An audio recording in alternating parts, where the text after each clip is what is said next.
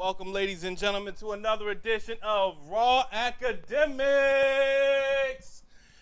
And I am directing and doing my own webcasting today because my director had to take the night off. So, while you guys are here, I would like to introduce you to a few friends of mine. First, we have coming up a wonderful MC that I would like to introduce you all to. His name is Ryan Lucas, hailing all the way from Washington, D.C. Or is it Maryland? No, all the way D.C. D.C., D.C. Love to Maryland, though. What's up? So I'm glad you could come through, bro. For sure. Man, appreciate you, Rod, inviting me out. And I look forward to this interview, man. Thank you. Like, I'm gonna come with a heavy load of questions. Like, it's all good. We'll get it going. I see you got the Instagram popping. I mean, like everybody's already on there, like supporting you, man. Oh, shout out to all my Instagram family, and thank you for the love. I see the love already.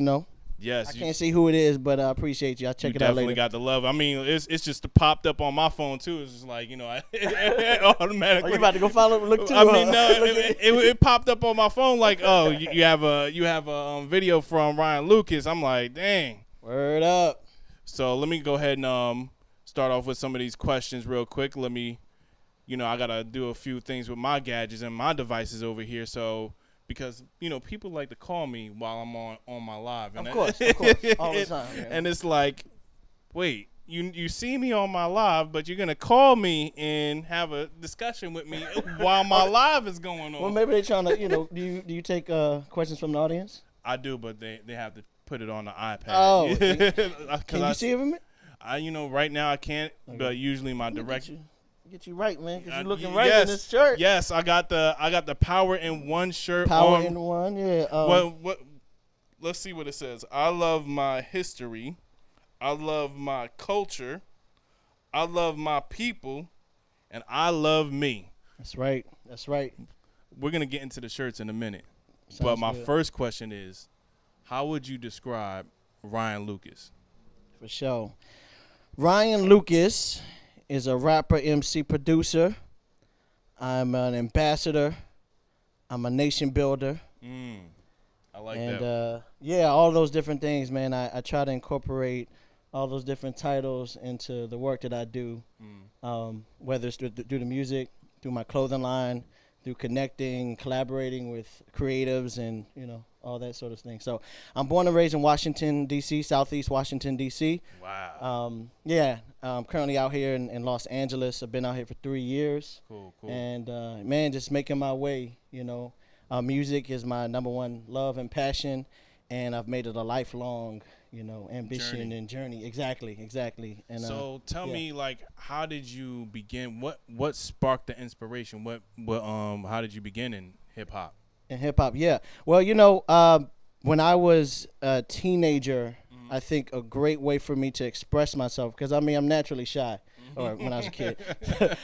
Everybody says that, right? And they are jumping on stage.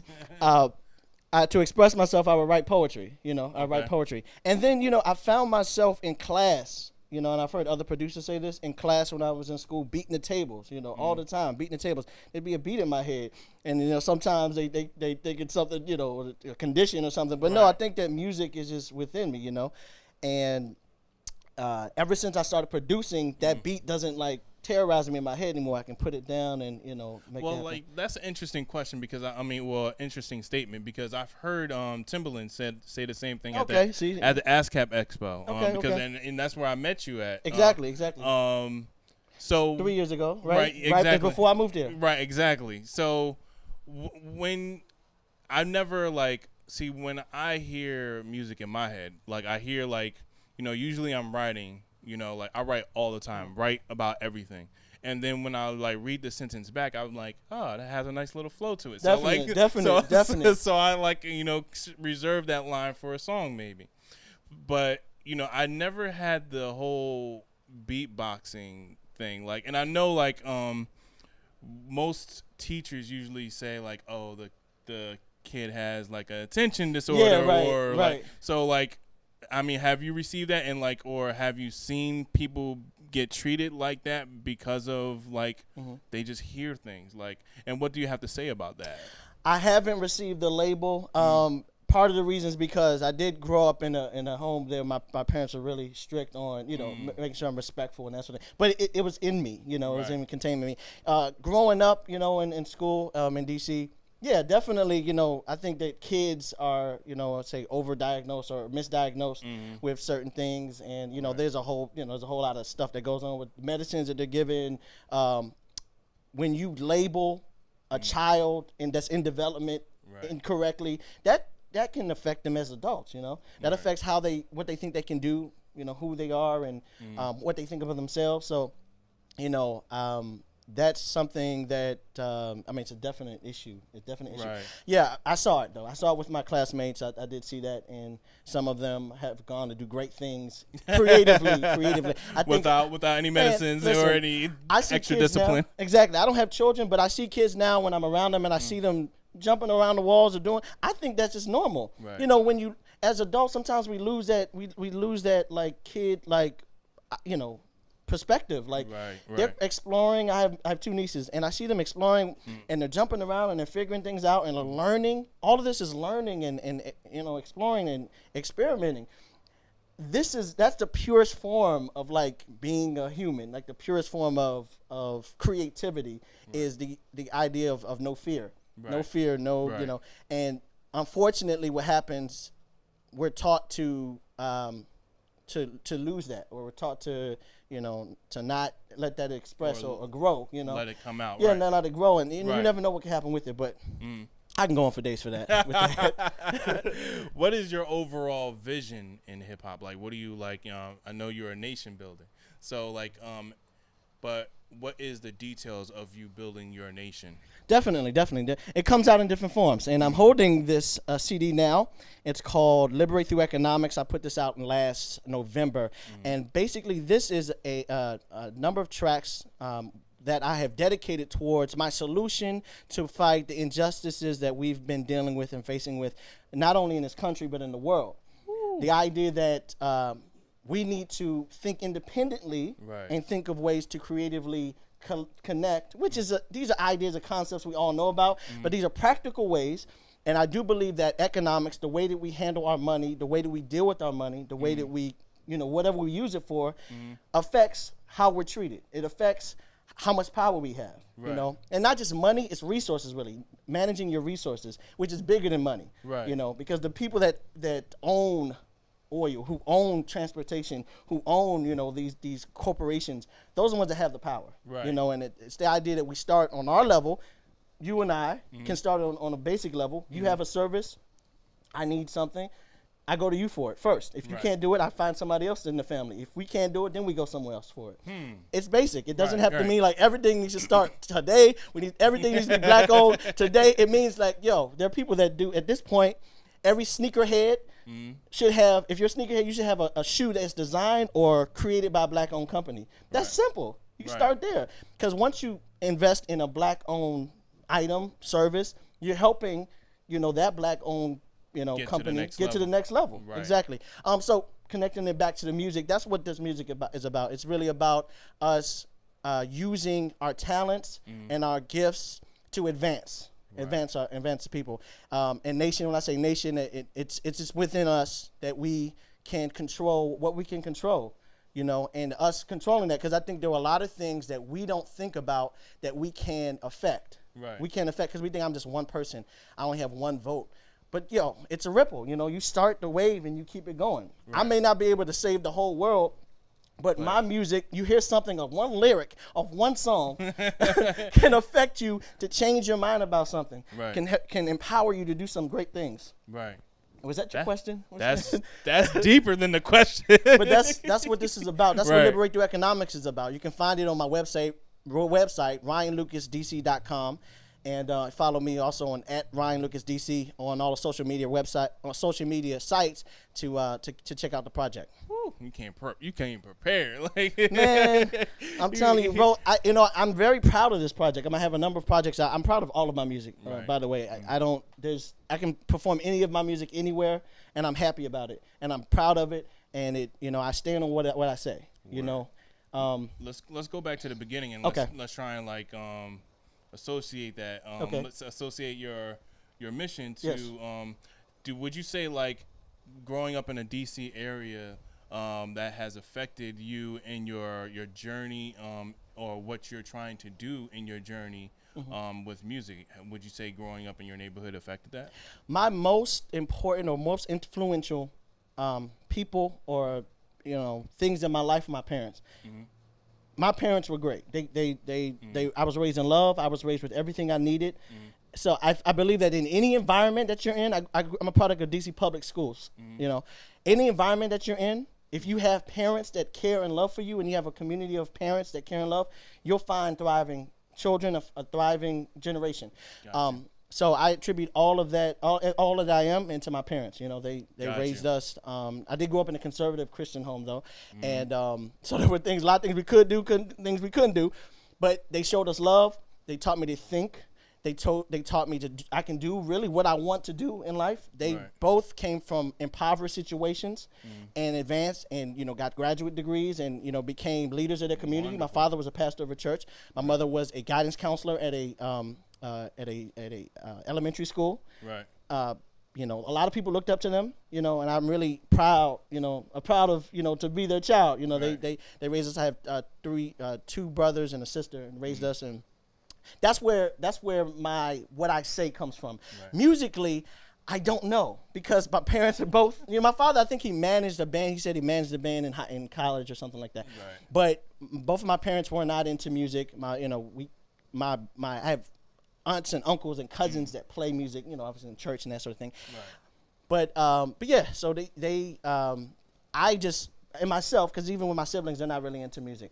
For something within myself, I decided that I wanted to continue with. Me and my brother back in the day used to freestyle in the basement, influenced by hip hop music. When we got to, in high school, and middle school, we were freestyling in the basement. I decided to take it further, keep going with it. I didn't really get serious about it until about maybe 7-8 years ago, honestly, though. But wow. yeah, and I'm 37, so I didn't really get serious about it for about 10 years. When I say serious, I mean like, I'm moving to LA, you know what I'm saying? I'm pursuing this. This is becoming a business. Right. And, and I tell people all the time, like, whatever you want to do it. Because at the end of the day, every decision that you make, every life-changing decision is going to be difficult and hard, no matter what stage you are in your life. Got you. And so what inspired you to move from? Because it seems like you have a lot of love for DC. Look, it's tattooed on me, your tattooed arm. on my arm. but what made you move to LA? What happened was, as I said, 10 years, 5-6 years ago, I was really serious about the music and craft and trying to figure out ways to have great new experiences, adventure with the music, travel.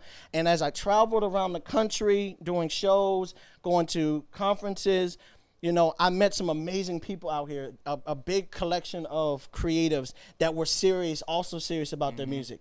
And you can find it in every city. Yes, you can. Right. But I came out here and I really...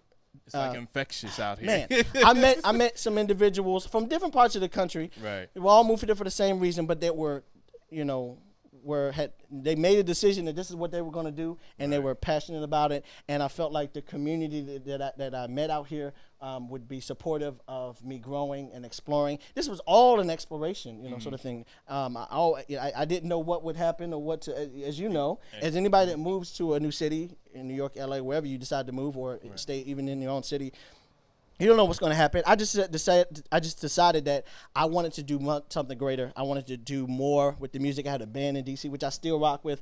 I have collaborators. I still collaborate with a lot of people from DC. Right. But I've been able to perform so many places out here, so many different places. I've been able to connect and build and grow. It's been because of the landscape, because of the Hollywood thing, because of the labels, because of all the actors and actresses and comics and musicians. There's a lot of stuff to do, a lot of stuff to grow from, and so this is the reason why I moved. I moved out here. Still connect heavily with DC. I actually will be performing out in DC next month. And I do it, as often as possible. Cool. Man, that's you got an infectious personality, bro. Oh, thanks, man. Nah, man, it's just like I'm ready, all right, you guys got to get out of here. I need to work on my music. Listen, man. Listen, this is all about what you want to do. It's like you have to make it. I made a decision in my life, in 2010, I made a decision that I was going to do what I needed to do to get to where I needed to go to. And where I'm going, I don't know. All I know is I want to make great music and I want to share the music. Whatever medium, music videos, whether it's through, I wrote a book of my lyrics, a poetry book. Whether it's through, I'm thinking about like a movie or doing something like that. Through my performing, through the band, the musicians I work with, all those, and my clothing line. These are all ways that I express myself. Foundationally, music is my love, but all these ways are help to feed the music. Now let me ask you this. Now you're operating just as yourself. You're not operating as a label. You're not like, what is the goal in mind in terms of that as the business aspect? Like, are you understandable? Are you trying to become a label? Are you trying to sign to a label? Like, what is that goal looking like? From my understanding, what I'm doing is almost like a label. I have my own. I do my own distribution when it comes to digital or the printed copies or that sort of thing. I do my own promotion. I do my own booking. I do everything on my own. I do collaborate with people that can help or I can help them. I do my own photography. I have, we've done videos. I've done my own videos sometimes. I'll set them up in my apartment and shoot a video, edit it myself. Everything. So everything that a label would do, I do. Now, if there are individuals or entities that can assist me in becoming greater or reaching a greater market, I am down to work with. So people do ask me all the time, especially when I go back. It's like, oh, do you want to get signed? Do you want to get signed? I'm open to all opportunities that'll help to build and grow the music that makes sense business-wise. If I get into a situation where I am assigning rights to things and it's not helping me to grow or advance or not helping me to put money in my pocket, there's no reason to do it, right? If there are things that'll help do that, I am down for any opportunity, any way that it looks to be a part of. Now, there's a lot when it comes to signing or a label and that sort of thing. There's a lot that comes with it. So, you have to. There's so much you have to be able to reach by yourself, or at least within your own, reach a certain audience or certain, because it's all about dollars. It's all about dollars. It's all about what you can return back to individuals. So that's what I work on. I work just on me and how I can grow myself and grow the people that I'm around. I was just telling you before that if I have an opportunity that I see that I can't help me, or even if it does help me, and if I know people that have a similar path, I send it right to them. They don't have to ask me. People that are in my circle, on my team. When I say team, that means like the world that I've worked with, and it's something I can offer an opportunity. I automatically send it to them. Like today, I sent something to some guys because I'm all about us making decisions, moving together. Right. So I am a one-man label, but also I'm down and open to working with other people. Now, what would you oh, it's cool. It's cool. What would you say, like, as far as like, how would you describe your music to other people? Okay. It's a good question because, as a creative, I don't like to box myself in. Right. But no, that's what people say. I think right now, I can just talk about right now. Right now, it's about inspiring. It's about empowering. It's about taking my stories and the stories of other people that I know and helping people to move to do something, in a positive way.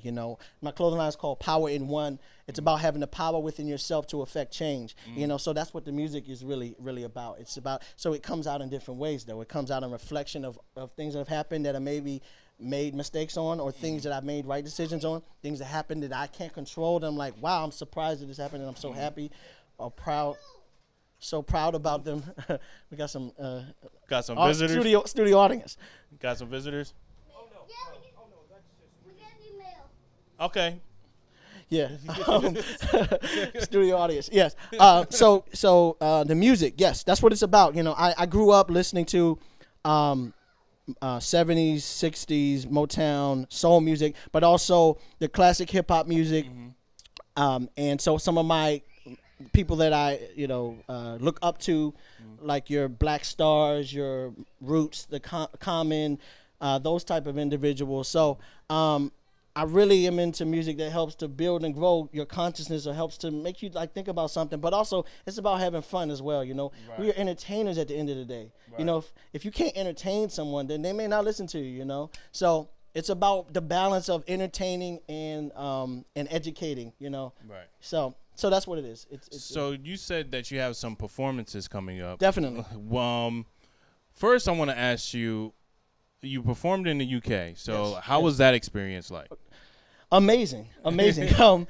Basically, I had an opportunity to go out there for a number of reasons, and one of them was the primary reason was to perform at a place out there, and there I've heard that UK, when it comes to my music, when the sound they really respect the hip hop, Right, indie the original, hip-hop. They respected the Right. art. When I went out there performed the music, like my song Yo Yo Yo, those type of songs, man, they loved it. They really enjoyed it. And so, man, that was a beautiful experience. I met a lot of people that wanted to connect, that I still connect with now, supporters and also other artists that we collaborate with. Right. Even one of the guys that does my engineering is from the UK, so I was able to connect and build with him. So how does that work? Like, you guys just send like the waves like back and forth. Yeah, I record the waves here, and then I'll just internet, man. Like I tell you, because of the internet, because of you can do everything. You Right. can do everything. So yeah, I send him the waves, so send them back, and he actually remixed one of my projects as well. He's a producer, so he remixed one of the projects as well. So yeah, man, You got a large network, brother. it's a beautiful thing. That's the way to get it, man. That's the Right. way to get it. Is just everybody connecting, because business is business. You still want to handle the business, but at the end of the day, the business is not when I'm on my last leg and I decide, looking over my life. My life is going to be, I'm going to look over and say, how much beautiful music have I created? How much, how many connections have I created? Who have I helped to get to where they want to get to? Right. All with just me writing some words and reciting them over beats. That is really what it's about. So UK was amazing. I definitely want to go back. I'm actually looking to go to some other places. I really want to go to South Africa. Looking at Brazil. These are some of the countries I'm looking for. Maybe this year, maybe not. Maybe next year. What about what are the places that you're performing at next month? Yes. Coming Okay. up? So I'm releasing a new project. It's called Tribe Called Fresh, and basically it's a collaborative project with a number of artists that I've worked with, established artists that I've worked with over the past couple of years, and I put the music together, and I'm releasing it July 11th, and I'm starting the tour for it, East Coast tour, July 16th. July 16th, I'll be at the Songbird in DC, Washington DC. For the first show, because I always make sure when I put a project out, I always do DC first, because that's the love, that's the home. No matter what I'm doing, I'd give it to DC. Get it that good motivation. Exactly, to start. and I got the people excited. I'm excited to come. We had a wonderful show in November. We packed out the spot and had a great time. So we're doing the same thing with my band, the DC Gentlemen. Also, DJ Corey T, my DJ in DC, and also Latasia, who's an artist who supports with singing. She supports me at all my shows in the DC area. So that's July 16th. For that show. Just found out about another show I'm going to have on July 17th, which is in Jersey City, spot called JC Underground. Right. JC Underground. That's 8 p.m. on July 17th. We're looking to book a place July 19th in Durham. We got two different clubs we're looking to do. So we'll have that information ASAP. I'm telling my Durham, Raleigh, Charlotte people. And then the final show on the East Coast will be in Charlotte. That's July 22nd. That'll be the same week, July 22nd. And this will be at the Black Market Charlotte, which is an art studio that my clothing line, Power and One Clothing, is putting together an Afro Cool Fest. And I will be one of the featured artists on the Afro Cool Fest. We also are going to have this amazing chef. We have some other amazing artists. We have a live painter. We're going to just do a bunch of different things, but also we'll be able to share my music and releasing the project, really what this is about, the celebration of this new music that I'm doing, which will all be on my website, ryanlucasdc.com. Also, we're working on a shirt, which will be released around the same time, a Fresh Tribe shirt to complement the album. So you'll get a package deal, the shirt, the album, bracelet, all these things together, just so you can look fresh, feel fresh, and listen to some fresh music. So like now going into the clothing line real quick. Yeah. So where did you get the idea for the clothing line, and like what are some of the materials that are coming along with it? All right, so my clothing line is called Power in One. Like I said before, you have the power within yourself to affect change, and we do it through fashion. Created the line in 2011 with two of my business partners, Tuya Cornwell right now he's out of Silver Spring, Maryland, and Carrick Faulkner, who's out of Charlotte, North Carolina. We all went to college together. And we pretty much came together. We wanted to start a business some years ago and decided, we're all men about elevating people. So how can we elevate, and we all into nice clothing and putting it together. At first we were going to maybe have a boutique where we resold other clothing we like. But then, we got to a place where we were like, man, we can create our own. We can create our own brand and start on designs. From then, we've done a number of different. We started with T-shirts. We've done button downs. We got snapbacks, bracelets. Bracelet line actually put these together myself. The bracelets. We have sweatpants. We've done dresses. We have. We want to fully clothe. Our customers. So that's really what it's about, and also connecting and partnering with other organizations that are doing the same thing, that are building and growing. We have brand ambassadors that we work with, and we've had some traction on some of the TV shows and that sort of thing. So, it's been growing, it's been building and working. You can find Power in One clothing at pioclothing.com, where you find our full line. It's an online clothing boutique. PIO, Power in One. Okay. Clothing.com. Also, you can follow us on all social media sites at Power in One. Okay. Spelled as is, Power in One. And, build with us, grow with us, connect. We, you respond to us, we respond back. And, we're just about us partnering, and we're actually, looking to really connect with other organizations that are doing. Is you by yourself, Power in One, or No. is this with several people? There's two. There are officially 3 managing partners. Okay. I mean, I call myself a managing partner, but also one of the creators, founders, and that sort of thing. 3 of us, and then there's 2 consultants. We call them consultants, but really they're part of the family that help us. Sister Naomi out of DC, out of Silver Spring, and William Patrick Barnett out of Charlotte, North Carolina. So, and so we, we're all around the country, but, we meet, like we said before, we meet every Tuesday, and we get down to business, man. Right. We're getting ready for this week. We have an Empowerment Lifestyle Weekend, which is in conjunction to the Charlotte event I was telling you about. So in Charlotte, if you're in Charlotte, July 21st, 22nd, 20th, 21st, 22nd, and Friday, Saturday, Sunday, we have a 5K race we're doing. We have a health fair. This is all in Charlotte. And we have a boat party, all white boat party. That's always fun. This is the 8th annual one. And then we cap it off with the Afro Cool Fest, which is the first year for the Afro Cool Fest, which is going to be on that Sunday. So if you want to check that out, you go to Power in One Clothing. Go to Power in One on all social media sites, or pioclothing.com. You can find out more information about that. Got you. So down to the last 2 questions. First one is, what's coming up next for you besides the tour? What's coming up next for you in your music or in your clothing line? Well, this is we're always growing and building out. So we're looking to, for the clothing line, we're looking to, I think midsummer. I think we're almost in. Are we in the summer yet? Is this the summer? Not yet. Not quite yet. Close to the end of summer, we have a new line coming out for Power in One Clothing. So look forward to that. Every season we put out a new something, Right. So because we want to keep things fresh. We love our line. This is one of our favorite shirts that I love my history. I love my culture. I love my people. I love me. This was designed, or the words were put together by William Patrick Barnett. I designed it, and we this shirt is it's our favorite shirt. It's our favorite shirt. It's the most popular shirt. You can find us at pioclothing.com.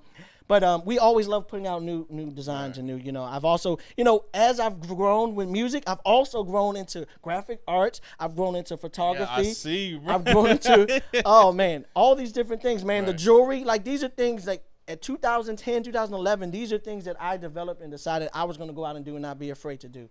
And I made sure that I trusted and believed in myself. Because at the end of the day, no one told me, no one's telling us to do any of this stuff. No one tells an artist you got to do this, do that. Maybe when you get you a manager or something like that.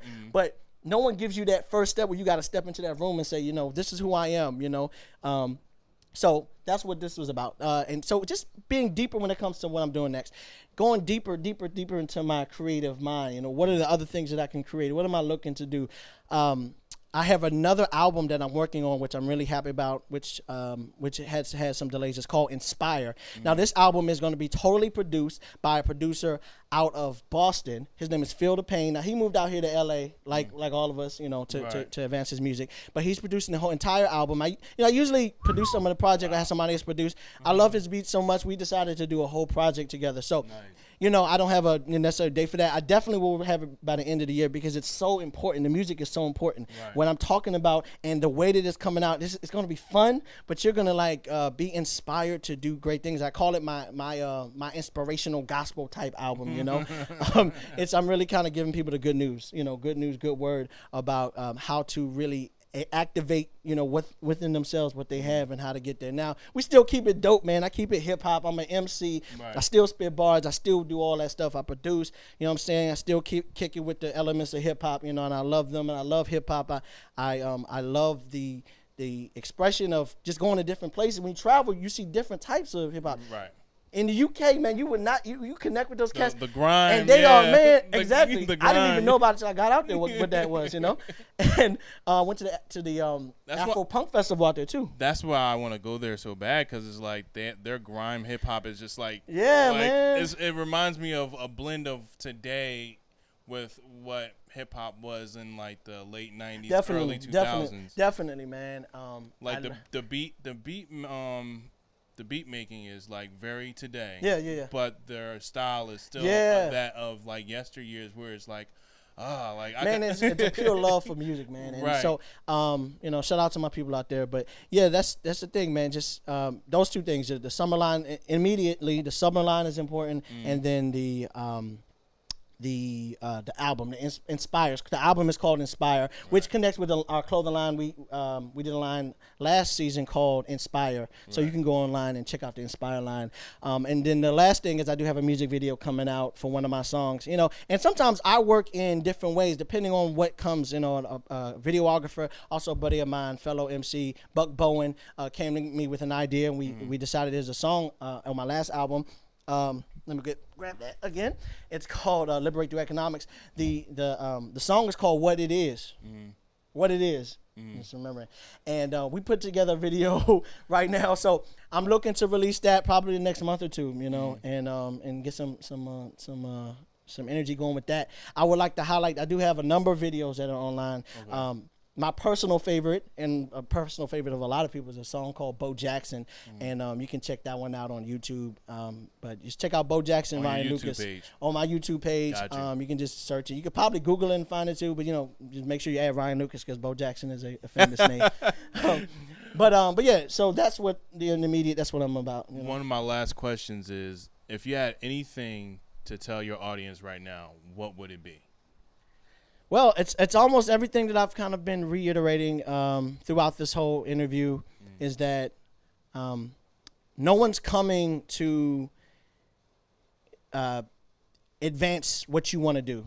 No one's coming to – now people may come around and encourage you, but no one's going to believe in you if you don't believe in yourself.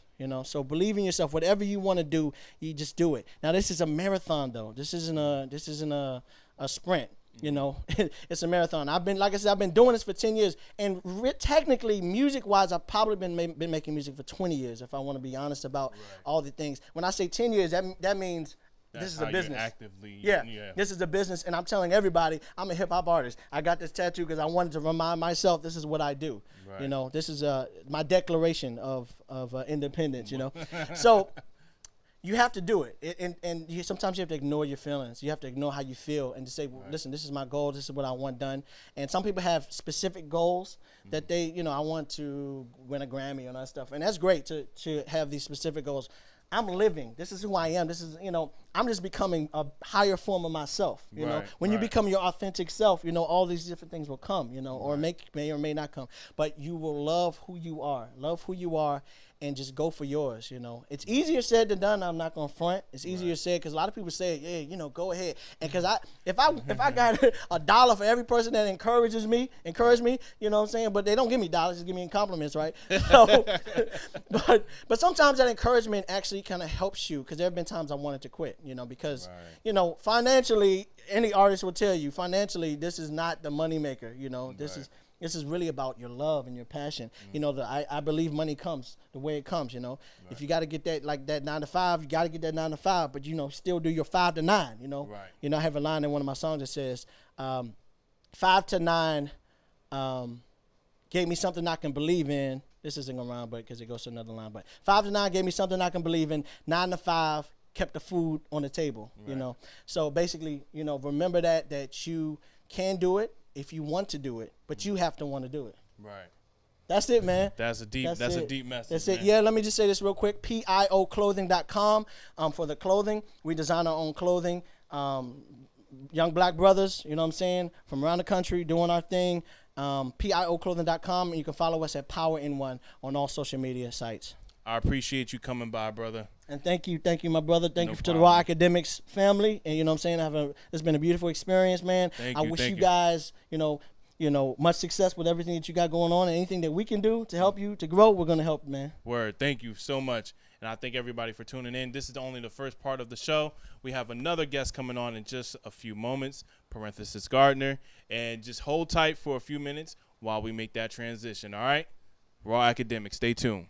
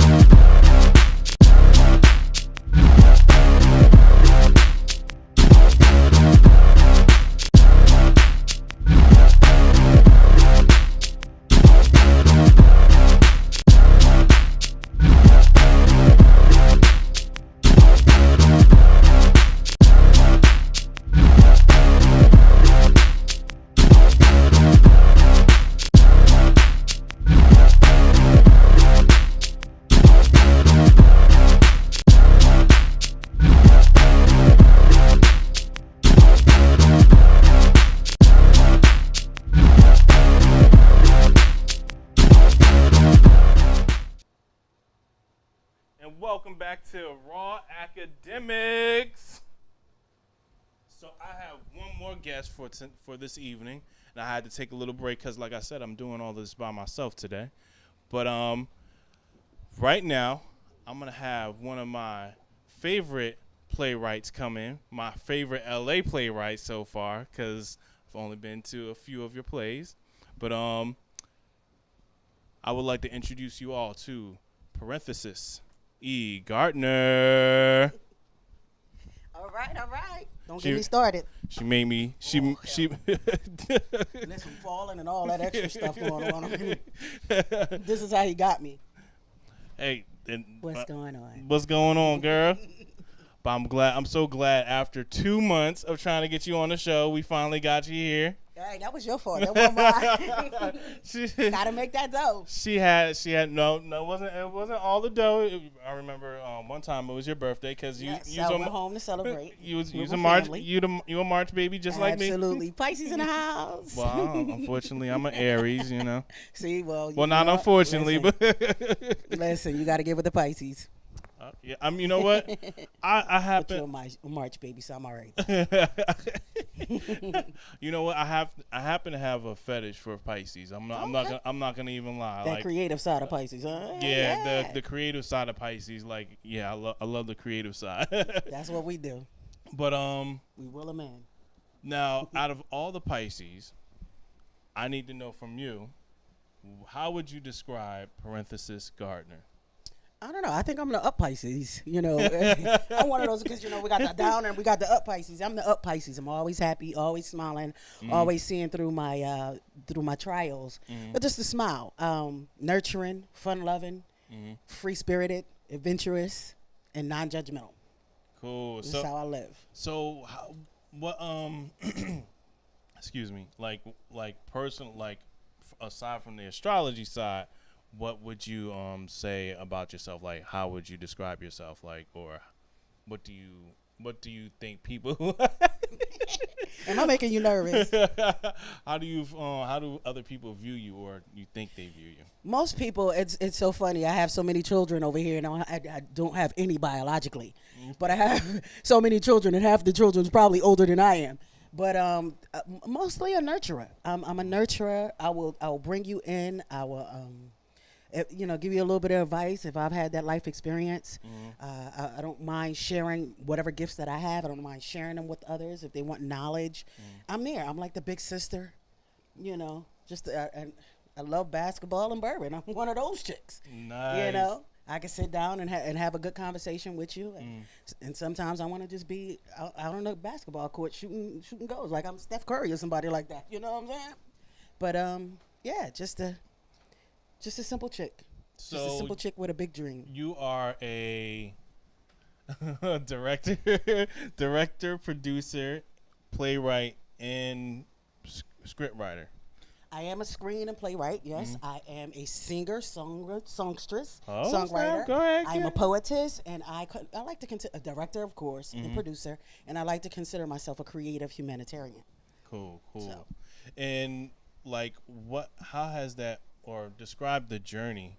What has that, like, I know that you've lived through like 3 different cities that I know of, but let me know how has that taken you on a journey, like your creativity? How, like, what kind of journey has that put you on?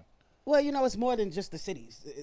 Just being a part of a creative nation is a journey itself. You're right. You that's know, true. I will say, East Coast, and I love my East Coast. I think that the East Coast are more.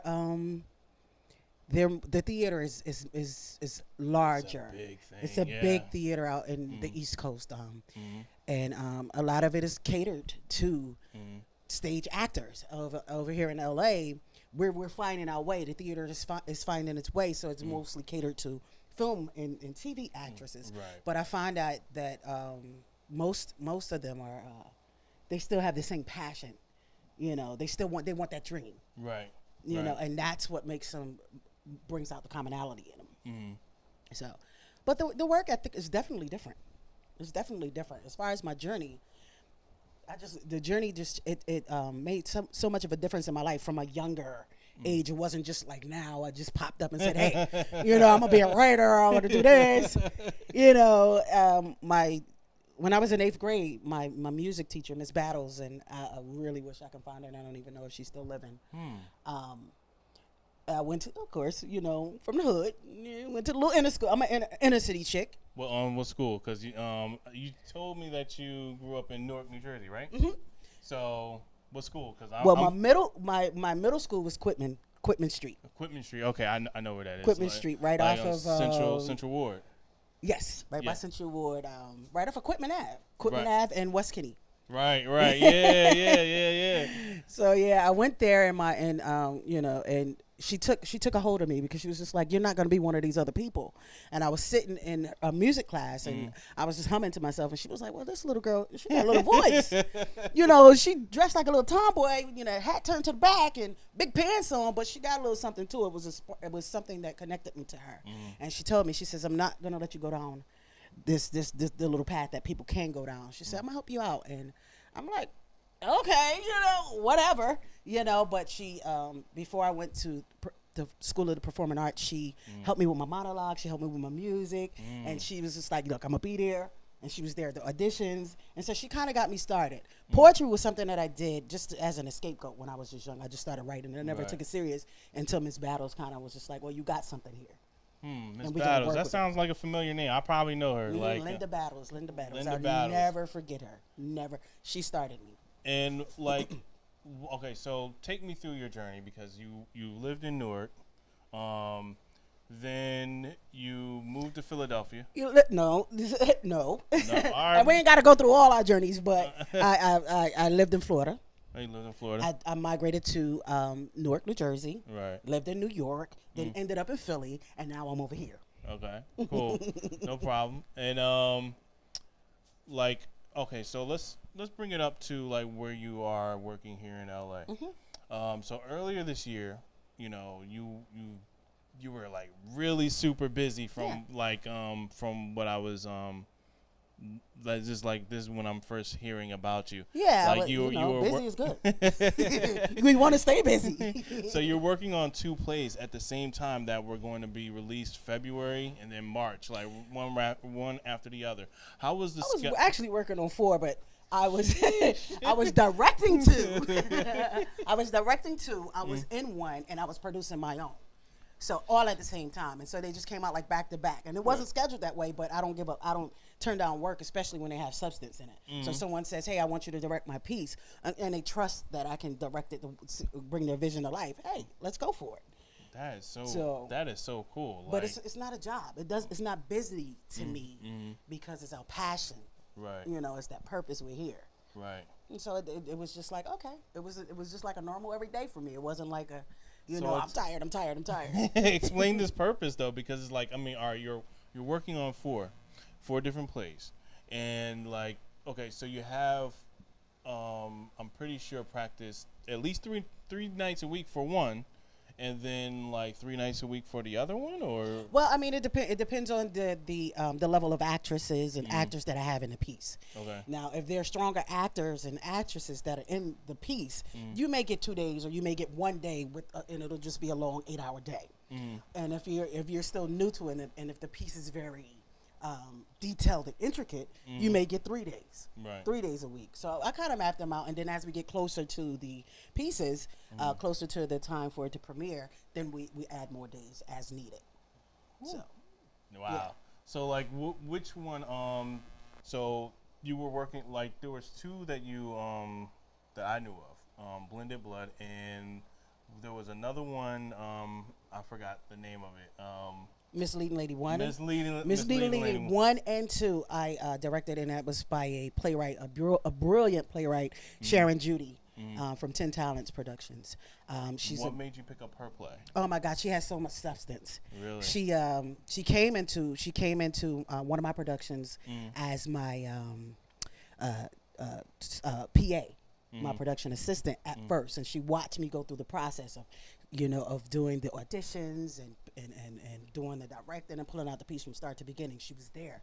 And she told me, she came to me, she says, P, I have a piece that I want to put out there. I've done it before. And she was doing it in churches. Right. And she said, I want to actually do it in a theater. Take a look at it and tell me what you think. And when I read it, it was so much substance in it. And I sent it back to her. I said, okay, if you ask me to trust it, because I'm a dramaturg too.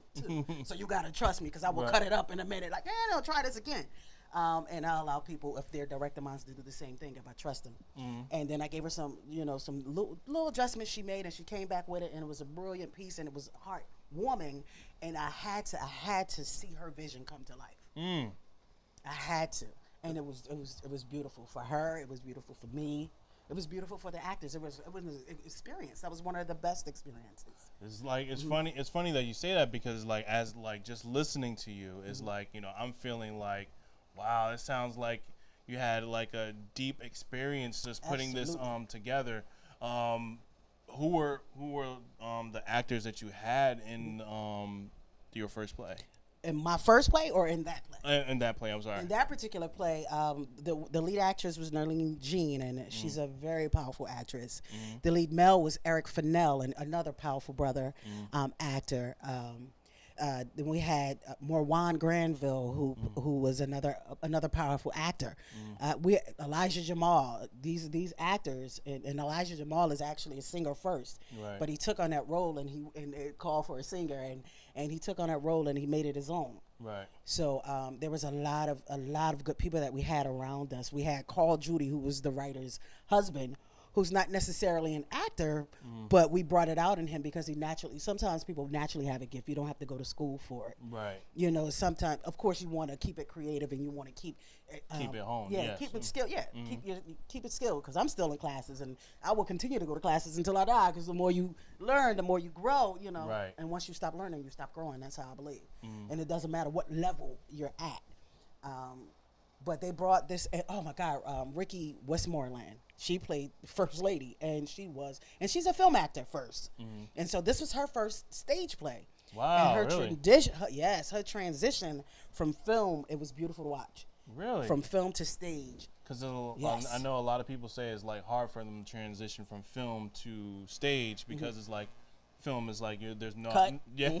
Cut. Let's do it over. Cut. And on stage, if it happens, boom. It ain't no starting over. You just got to keep going. Exactly. If you get a line, you better make one up. You can't just say cut. Let's start over. But for you to say, and then you told me how hard you are on your yeah, actors. I'm a little edgy. Right. And it's so funny, because a lot of the times when I work with the actors, they mock me. I will walk in the room and they'd be like, "Do it again! I don't believe that. Say it again!" And I walked in and they was picking at me one day. I just thought it was so beautiful. I thought it was so funny. And it's so funny, because even on my social media, they'll put a little line that I say, "Nope, I don't believe it. I don't like it. Do it again." But then at the end of it, they know that I would never embarrass them. But they know that if I see something in them, a potential in them, that I can pull out more. Because some of them come with advanced, skills. But if I see that one thing that they're trying to hold back, I'm digging in there. Well, see, I was gonna save this question for later, but but I have to ask it now, because it's now. All right. So, what makes you, when you bring on these actors and actresses onto a play, what are you looking for specifically? Since you're so edgy with them. Well, first of all, it depends on what the character calls for. But I have pet peeves, and again, my actors, whoever work with me, will tell you this. I don't look for actors. I don't want you to act. I don't like that whole acting thing. I want you to just be. Right. Be that character. Bring that. Right. Live in that person's place. If you're a drug addict, be that. Right. Don't come on there and act like you're a drug addict, because then the audience is not going to believe it, because you're just acting.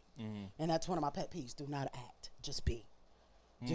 I want to see realism. I want the audience to feel connected with you. Right. If I see you acting, I'd be like, do it again. I don't believe it. And I know it sounds funny because we're acting, but to not act and to just be brings out a better perspective of who, and most audience will relate to it more. Right. To that person. They're like, okay, that was me. that could be me. Right.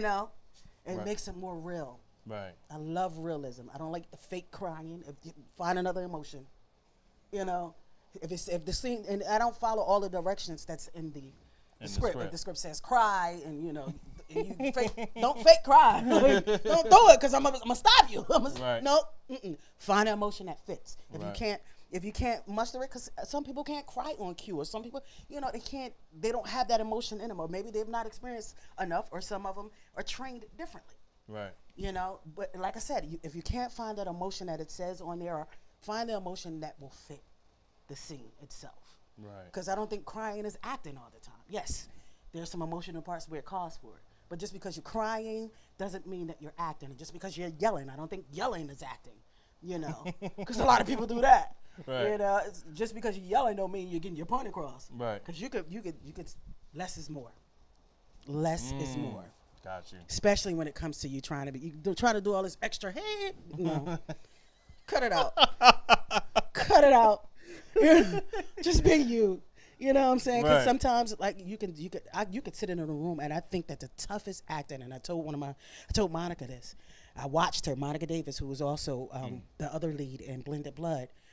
Very strong actor, and she was in one of my first plays that I did in LA. And she sat there. The first scene, she just sat there. She didn't say nothing. She just looked, and she had her emotion. And everybody knew that she was going through pain from just the look on her face, the internal story on her face. She didn't have to say a word. Right. And by the time she spoke, the audience was already pulled in, because they wanted to know exactly why she was hurting. Right. And sometimes less is more. Slow motion, no music, no words. Just do it. Do what you would do if you're in that situation. It's so different. People want to run all across the night. No. You make it sound so powerful. It is powerful to me. It's powerful to me. It's like, it's my adrenaline rush. Right. The whole creative, that whole, and it's so funny, because I started off as a writer first before I started directing. Right. And then I took acting. It was like acting turned into something that I passionately loved. And then I started seeing other actors. I got inspired by other actors, and I started seeing these stories. I'm like, oh, I can do that. What if they did this? Right. What if, and then all these ideas start coming to my head. So I'm like, let me get more into the directing. I was already writing, and I know what I saw in my head, and I just had to see if I can take other people's stories. It's easy for you to take your own story. Yeah. Because you already know. You write the story based on, most writers write from experience. So we can take our own story and create it. But to take someone else's story and rip it apart, see what the underline is. What's the objective? What are they really trying to get you to believe? Right. What are they trying to say? Right. And to rip that apart and come up with a writer's vision, or somewhere close to a writer's vision, is just a journey all in itself. That is some deep-ish. It's a journey all in itself. I love it. People always ask me, because, they say, I do a lot. Can I act? Yeah, I'll get on there and I'll act if I need to. I will never tell my actors to do anything that I wouldn't do. Right. And they'll tell you that, like, if they say, well, you do it. Okay. I'm gonna get up there. Show me how you want it. Okay. I'll show you, but I want you to give your own perspective of it. I'll show you what I saw in my head, and you give me that. Make choices. But speaking of which, when you wrote Blended Blood, like, what made you like, what brought out the process to make it so edgy, and like, because I don't know if you want me to reveal the story, or if I have permission to reveal. Well, it's been done. Okay. So it's okay. All right, cool. So, like, when it comes down to the, like, the husband being in a relationship with the older sister and then ending up marrying the younger sister, like, years later, like, what gave you that thought process? Like, or like, did you see situations like that before, or is absolutely okay? I've experienced situations like that, or been involved in situations like that, where the sister ended up, not that the whole long distance thing, because that was just something that I added in, where they didn't see each other for years, and so they didn't know. Right. But the whole, one sister ended up with this man, and he was with that one. It's like sibling rivalry. Right. I've seen that growing up. A lot of, like I said, a lot of us, we write on stuff we've seen, or stuff that we've been emotionally attached to. And even with the drug addict, we saw that. Right. With the family, with the mom. Right. And with the foster home. It's all something that I've experienced or I've been emotionally attached to. So Right. it's easy for me to just come up with say, oh, okay, well, we're gonna make them sisters. We're gonna make them sisters, and then we're gonna throw in some stuff. We're gonna throw in some twists and turns, and see what the outcome will bring. So, and that's what I came up with the outcome, you know. Right. So, I mean, I always told myself that when I do productions, Right. when I sit down and write, I'm not gonna write. The first thing is that I'm not gonna write until God gives it to me. And the second thing is I don't write to live. I live to write. Right. You know, I don't write to make money. It's my passion. It's my purpose. Right. So I live to write. And when stuff starts pouring down into me, I told myself that I would take things that happen in real life and create the story around them. Touch all of these situations and these crises and circumstances that we faced with. Who hasn't seen a drug? Whoever dealt with a drug dealer mom who probably covered it up well? She had a job. Right. Who never dealt Work with downtown PTSD? and everything. Yeah, that's true. Who haven't suffered with cancer? Right. Who haven't cheated on a spouse or attempted to? Right. There was some desire there, had a forbidden passion. Right. Maybe a baby got lost along the way. Who knows? But these are things that happen in real life. And and theater, I think, is an escapism for a lot of people because we can fantasize how we want it to end. Right. We can fantasize what we want to be, or how if we want to be that character, we can place ourselves. It takes us away from the normal everyday thing if we can relate to something else on that stage, even if it's for just 2 hours. Right. So I try to create a fantasy or a realistic fantasy for people when I write my works. Now, just a question: why did the younger sister have to die? Who said she died? You know what? That's true because she just passed out. That's Get up. like, It's up to that's something that's left to the audience imagination. Who knows? There may be a blended blood too. You know. Right. But no one knows if she actually died. Right. You know. And I'm just assuming that she died, but you left it up to the imagination. It's the imagination of it. Because I don't want to dumb down my audience. I want the audience to. You don't want to give. Okay. A lot of things. Another pet peeve that I have about writers is that we always want to end with a happy story, a happy ending. We know that life. We know how life is. Life ain't always a happy ending. Right, Not that you don't get it sometimes, but life is not always a happy ending. Right. You know, so let's make it real. Let's make it real. Maybe she didn't make it. Maybe the mom did kill herself. Who knows? Right. Who knows? But it needs to be real to me, and it needs to be real to the people who've seen it. Some of those people that were out in the audience was probably a character that I based it around. Who knows? And so I try to keep the stories as real as possible to the person or the inspiration and the muse that I used. So what is your next plan like as far as like plays or script writing is concerned? Like, well, I mean, I have scripts and plays up under my belt. It's what I do. Right. It's the thing that gets you up in the middle of the night. You know, I'm always on Facebook. Sleep is overrated. It's 4 o'clock in the morning. Like, go to sleep. And I'm like, no, sleep is overrated. I'm writing. Once you get it in your head, you don't stop. And me, I won't say, okay, I'm gonna remember it in the morning. No, I'm gonna get my ass up right there. Oops, girl, I don't know if I can say ass, but I'm gonna get my butt up right then and there, and I'm gonna get it all out because I want it to be as fresh as possible. As far as what I have coming up, I'm auditioning for 2 plays. One that I'll be directing from one of our East Coast people from Philly, Sharon Monet. She's an artist, award-winning playwright, author, and she has her own publishing company, and it's called Get Out of Your Own Way. And she's also a motivational coach. I'll be auditioning for that July the 1st. I have one coming up called Foul Play. And Foul Play is a fantasy adventure, and I'll be auditioning for that one on June the 17th, day after Father's Day. okay. Then I have Sharon Judy's Misleading Lady 3, because this is her chronicle, Misleading Lady 3 coming up, and we're deciding on what day to do Auditions for that. to do auditions for that. And aside from the stage plays, I will be a spotlight artist actually at and I'll be doing poetry. Then I'll be doing poetry and music in Avalon on July the 21st. I'm also touring in a play. Yes, I still act. I'm touring in a play, and we'll be down in South Carolina. From another great award-winning playwright, Pichanda Du Bois. So I'm in her piece. I'm one of the characters in her piece too, and they're traveling the East Coast. And I have 2 films that one is being edited. Mm-hmm. You know, so we're gonna do a premiere for that one. I hope you guys will come out and see it. It's called Deceitful Decisions. It's a great piece. So you're really busy throughout this whole summer. Like you have your. I am in love with my purpose. Got So I you. don't call it busy. I call it being in love with your purpose. It's what you're here for. Right. And I love it. Right. You know.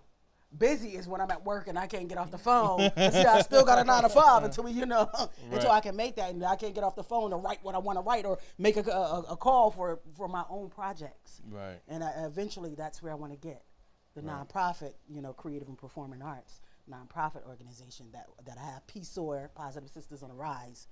I'm trying to get to the level where I can do that full time, and then that becomes my purpose and not my job or my career. So if you had anything to tell your audience right now, what would your message be to your audience? Well, most of my audience would probably be creative artists. So,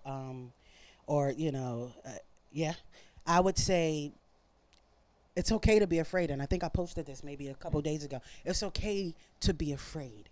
And it's also okay not to be afraid as long as you take the risk. Because if you don't take the risk, it's like, oh my God, you'll never know what the outcome will be. You will never know what you can see. And again, and I think the first interviewer that you had on, Ryan Luke, he said it best. He's like, he said, and I'm probably paraphrasing it, but the only person that's going to believe in you the way you believe in you is you. Right. Don't let nobody else tell you what you can't do. There's this guy on a bus. I have to tell this really quick. There was this guy on a bus, and I was on a bus one day. I don't know if I was coming home from work, school, whatever, and I was having one of those little moody moments. And he says, "Hey, sister, how you doing?" I said, "Oh, I'm hanging in there."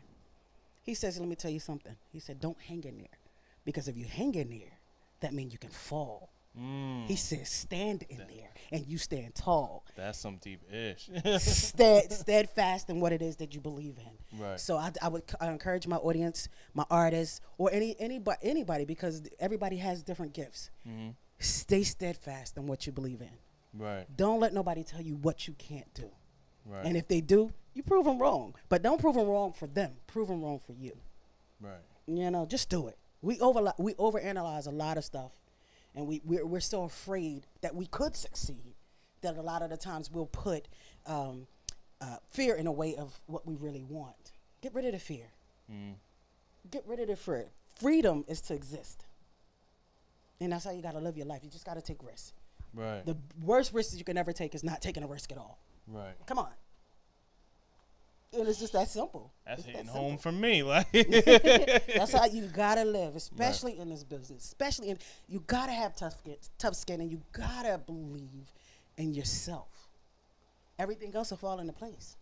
Keep God first and believe in yourself, or whoever you believe in. Mine is God, so whoever it is that you believe in, whoever your spiritual leader is, Right. keep that person first. Right.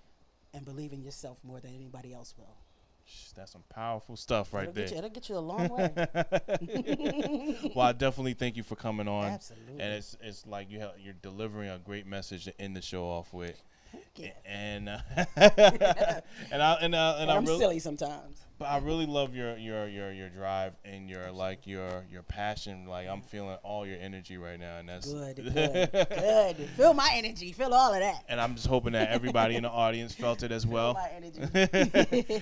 I want to thank you all for tuning in to Raw Akademix tonight, and enjoy the rest of your day. And I want to thank again my guest, Parenthysis Gardner, not parentheses, but Parenthysis E. Gardner. That's right. Thank you for having me. And my homie Ryan Luke for coming on tonight. And I hope that you all enjoy your Friday afternoon or your Friday. Thursday night. Yeah. Have a good one. Have a Thank you good for one. tuning in to Raw Akademix.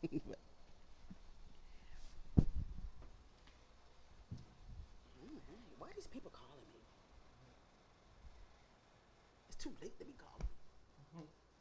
They be calling me.